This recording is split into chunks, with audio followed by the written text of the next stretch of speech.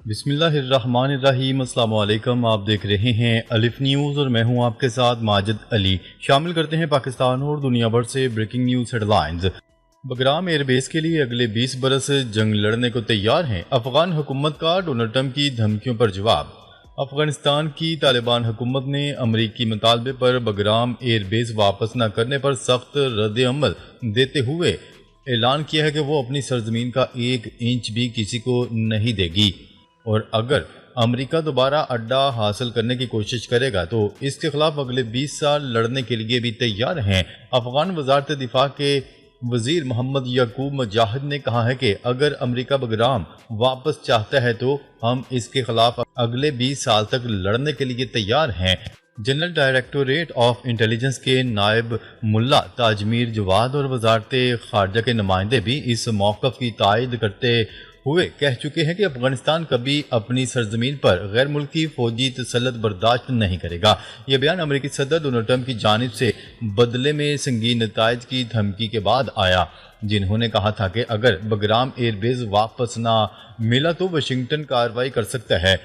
بعد ازاں Afghan chief of staff نے کہا ہے کہ افغانستان کی سرزمین کا 1 انچ بھی کسی کے حوالے کرنے کا کوئی معاہدہ ممکن نہیں۔ ماہرین کا کہنا ہے کہ بگرام ایک بڑا اسٹریٹجک فوجی اڈہ ہے جسے دوبارہ حاصل کرنا آسان نہیں۔ اس میں ہزاروں فوجی اور جدید دفاعی نظام درکار ہوں گے، اور ایسا اقدام ایک نئی جنگی مہم کا سبب بن سکتا ہے۔ 2021 میں امریکہ اور نیٹو افواج کے انخلا کے بعد بگرام خالی ہوا تھا، اور اس وقت کی پیش رفت نے پورے خطے کی سیاسی و عسکری صورتحال بدل دی تھی۔ خبر کے اگلے حصے میں بات کرتے ہیں۔ امریکہ نے فلسطینی ریاست کو تسلیم کرنے کے فیصلوں کو نمائشی قرار دے دیا۔ امریکہ نے برطانیہ، آسٹریلیا اور کینیڈا سمیت دیگر مغربی ممالک کی جانب سے فلسطینی ریاست کو تسلیم کرنے کے اعلان کو نمائشی اقدام قرار دے دیا۔ امریکی محکمہ خارجہ کا کہنا ہے کہ واشنگٹن کی اصل ترجیح امن کے لیے سنجیدہ سفارتکاری، اسرائیل کی سیکیورٹی اور یرغمالیوں کی رہائی ہے، نہ کہ نمائشی اعلانات۔ ترجمان نے مزید کہا ہے کہ خطے میں دیرپا امن اور خوشحالی صرف حماس کے بغیر ہی ممکن ہے۔ برطانیہ، کینیڈا اور آسٹریلیا کے بعد پرتگال نے بھی فلسطین کو خود مختار ریاست کے طور پر تسلیم کرنے کا اعلان کیا ہے، جبکہ آئندہ دنوں میں مزید ممالک بھی ایسے فیصلے کر سکتے ہیں۔ دوسری جانب اسرائیل نے ان ممالک کے فیصلے کو مسترد کر دیا۔ اسرائیلی وزیراعظم نیتن یاہو نے کہا ہے کہ کوئی فلسطینی ریاست قائم نہیں ہوگی اور مغربی کنارے میں یہودی آبادکاری کے منصوبے جاری رہیں گے۔ خبر کے اگلے حصے میں بات کرتے ہیں۔ مغربی ممالک کی جانب سے فلسطین کو آزاد ریاست تسلیم کرنے کے اعلان پر حماس کا رد عمل۔ حماس نے مغربی ممالک کی جانب سے فلسطین کو ریاست تسلیم کرنے کے اعلان کو خوش آئند قرار دے دیا۔ عالمی میڈیا رپورٹ کے مطابق برطانیہ، کینیڈا، آسٹریلیا کی جانب سے فلسطین کو باضابطہ آزاد ریاست تسلیم کرنے کا اعلان کیا ہے۔ اس اعلان کو حماس نے خوش آئند قرار دیتے ہوئے کہا ہے کہ مغربی ممالک کی جانب سے فلسطین کو ریاست تسلیم کرنا ایک اہم قدم ہے۔ خود مختار فلسطینی ریاست ہمارے عوام کے حق ملکیت کی توثیق ہے۔ اپنے بیان میں حماس ترجمان نے کہا ہے کہ آزاد فلسطینی ریاست کا دارالحکومت القدس ہوگا۔ خبرساز ایجنسی روئٹرز کی رپورٹ کے مطابق برطانیہ کے وزیر اعظم کے اسٹارمر نے سماجی رابطے کی ویب سائٹ ایکس پر اپنے بیان میں کہا ہے کہ آج برطانیہ نے فلسطین اور اسرائیلیوں کے لیے امن کی امید دوبارہ اجاگر کرتے ہوئے فلسطین کو بطور ریاست تسلیم کر لیا ہے۔ رپورٹ میں بتایا گیا ہے کہ برطانیہ کا اقدام دیگر 140 سے زائد ممالک سے مطابقت رکھتا ہے، لیکن اسرائیل اور اس کے کلیدی اتحادی امریکہ کے لیے ناراضگی کا باعث ہوگا۔ اس کے لیے وہ کینیڈا اور آسٹریلیا نے بھی فلسطین کو ریاست تسلیم کر لیا ہے، اور نیو یارک میں اقوام متحدہ کی جنرل اسمبلی کے اجلاس کے دوران مزید ممالک کی جانب سے فلسطین کو تسلیم کیے جانے کا امکان ہے۔ خبر کے اگلے حصے میں بات کرتے ہیں۔ نیتن یاہو کا برطانیہ سمیت دیگر ممالک کے فلسطینی ریاست کے فیصلے پر شدید رد عمل۔ اسرائیل کے وزیر اعظم نیتن یاہو نے برطانیہ، کینیڈا اور آسٹریلیا کی جانب سے فلسطین کو باقاعدہ ریاست تسلیم کرنے کے فیصلے کی مذمت کرتے ہوئے کہا ہے کہ فلسطینی ریاست قائم نہیں ہوگی۔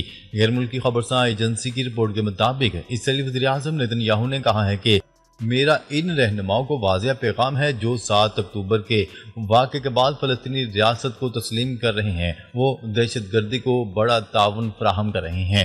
انہوں نے کہا ہے کہ آپ کے لیے میرا دوسرا پیغام ہے کہ ایسا نہیں ہوگا۔ دریائے اردن کے مغرب میں ایک فلسطینی ریاست قائم نہیں ہوگی۔ اسرائیلی وزیر اعظم نے فلسطینی ریاست تسلیم کرنے والے رہنماؤں کو دہشت گردی کو انعام دینے سے تعبیر کرتے ہوئے کہا ہے کہ فلسطینی ریاست مسلط کرنے کی کوشش کا جواب امریکہ سے واپسی پر دیں گے۔ واضح رہے کہ 7 اکتوبر 2023 کو حماس کے حملے میں 1200 اسرائیلی ہلاک ہو گئے تھے اور 251 کو گرفتار کر لیا گیا تھا۔ دوسری جانب اسرائیل نے 7 اکتوبر کے بعد وحشیانہ کارروائیاں شروع کی جو اب تک بھی جاری ہیں، اور وزارت صحت کے حکام کے مطابق غزہ میں 65,000 سے زائد فلسطینی شہید ہو چکے ہیں، جن میں سے اکثر خواتین اور بچے ہیں۔ خبر کے اگلے حصے میں بات کرتے ہیں۔ فلسطین کے 2 ریاستی حل کے لیے اقوام متحدہ کی سربراہی کانفرنس آج ہوگی۔ اقوام متحدہ میں سعودی عرب اور فرانس کی سربراہی میں مسئلہ فلسطین کے 2 ریاستی حل کے لیے سربراہی کانفرنس آج ہوگی۔ وزیر اعظم شہباز شریف بھی اجلاس میں شرکت کریں گے۔ ترجمان دفتر خارجہ کا بتانا ہے کہ وزیر اعظم شہباز شریف آج سے 26 ستمبر تک اقوام متحدہ کی جنرل اسمبلی کے اجلاس میں شرکت کریں گے۔ وزیر اعظم اجلاس میں کشمیریوں اور فلسطینیوں کے حق خود ارادیت پر زور دیں گے۔ وزیر اعظم شہباز شریف جنرل اسمبلی میں غزہ کے بحران اور فلسطینی عوام کی مشکلات اجاگر کریں گے۔ دہشت گردی، ماحولیاتی تبدیلی اور اسلامو فوبیا سمیت عالمی مسائل پر پاکستان کا موقف پیش کریں گے۔ دفتر خارجہ کے ترجمان کا کہنا ہے کہ وزیر اعظم UN کے اجلاس کے دوران اعلیٰ سطح کی تقریبات اور خصوصی اجلاسوں میں شریک ہوں گے۔ وہ اسلامی ممالک کے رہنماؤں کے ہمراہ امریکی صدر سے بھی ملاقات کریں گے۔ ترجمان دفتر خارجہ کے مطابق شہباز شریف کی عالمی رہنماؤں اور اقوام متحدہ کے حکام سے 2 طرفہ ملاقاتیں بھی ہوں گی۔ خبر کے اگلے حصے میں بات کرتے ہیں ایتھنز میں فلسطینی مارچ، یونانی عوام کا اسرائیل سے تعلقات ختم کرنے کا مطالبہ۔ غزہ میں اسرائیلی مظالم کے خلاف یونان کی دارالحکومت ایتھنز میں فلسطینی حمایتی مارچ کا انعقاد کیا گیا، جس میں سینکڑوں افراد نے شرکت کی اور اسرائیل کے ساتھ تعلقات ختم کرنے کا مطالبہ کیا گیا۔ مظاہرین نے غزہ میں جاری بمباری اور انسانی حقوق کی خلاف ورزیوں کے خلاف شدید نعرے بازی کی۔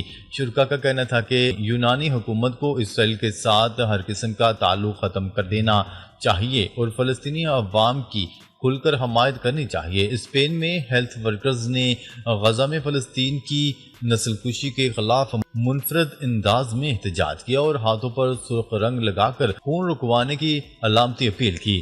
اسی طرح جاپان میں بھی ایک سماجی کارکن نے ٹوکیو کی سڑکوں پر فلسطینی پرچم بلند کرتے ہوئے مظاہرہ کیا۔ دوسری جانب خود اسرائیل میں بھی نتن یاہو حکومت کے خلاف احتجاج بڑھ گیا ہے۔ تل ابیب میں ہزاروں اسرائیلی سڑکوں پر نکل آئے، غزہ میں فوری جنگ بندی معاہدہ کرنے کا مطالبہ کیا۔ خبر کے اگلے حصے میں بات کرتے ہیں۔ شمالی کوریا نے امریکہ سے مذاکرات کے لیے اہم شرط رکھ دی۔ ایک بیان میں سربراہ شمالی کوریا کم جونگ ان نے کہا ہے کہ شمالی کوریا اپنے ایٹمی ہتھیاروں سے دستبردار نہیں ہوگا، اس کے ایٹمی ہتھیار دفاع کی ضمانت ہیں۔ انہوں نے کہا ہے کہ امریکہ ایٹمی ہتھیاروں کی دستبرداری کا مطالبہ ختم کر دے تو بات ہو سکتی ہے۔ کم جونگ ان کا کہنا تھا کہ امریکی صدر ڈونلڈ ٹرمپ کے ساتھ خوشگوار یادیں وابستہ ہیں۔